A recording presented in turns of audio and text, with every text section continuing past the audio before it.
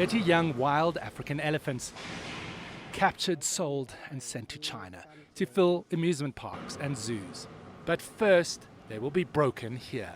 This cell phone video is an exclusive look at the latest shipment from Zimbabwe.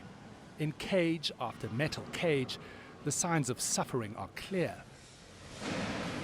Just weeks ago, they were among family groups in Hwange National Park. So what they do when they come and capture these elephants is they separate the youngsters, not the very youngest, but the young elephant from the rest of the herd. And scientists say that elephants are incredibly social animals.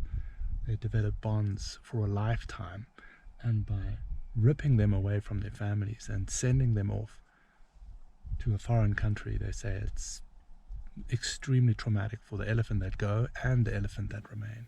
Despite these concerns, the trade up till now has been legal. But that window is closing. New rules preventing overseas shipments from countries like Zimbabwe come into full effect at the end of November.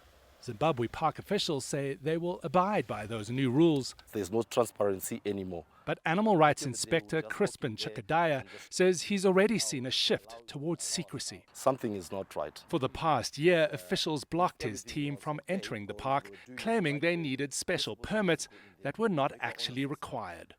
He fears that the already opaque sales won't end. They'll just go underground. What was it like being pushed away? I'm a government-appointed inspector, and it's our mandate to see the welfare of those animals. They don't belong to national parks. They belong to the people of Zimbabwe. So now we've got the GPS coordinates of where we think these elephants have been kept. There's some 30 elephants that were shipped to China, caused global outrage. Animal rights activists and park sources told us that just beyond this boom gate, elephants were left behind and were getting prepped to be sent away. We went to management and were repeatedly refused entry. They told us there was nothing to see, but they did agree to an on-camera interview. Why is Zimbabwe selling elephants to China? As part of our management plan, we have rangers in this park who spend 21 days in the bush protecting these animals. They don't have uniforms, they don't have boots, they don't have tents, and they don't have food. As an authority, we believe that the elephants must pay for their upkeep. They must also pay for their protection. It's one of the elephants affected on the ground. Yeah. But protection for Zimbabwe's wild elephants is far from assured. Elephants are dying. More than 200 in just the last few months, succumbing to the severe drought that's hit the region. In this lean season, elephants in the wild are suffering too. But Ranger Oscar Sibanda says better to let nature take its course. And do you think it's good that some elephants are sent away to zoos in China, Pakistan, the US?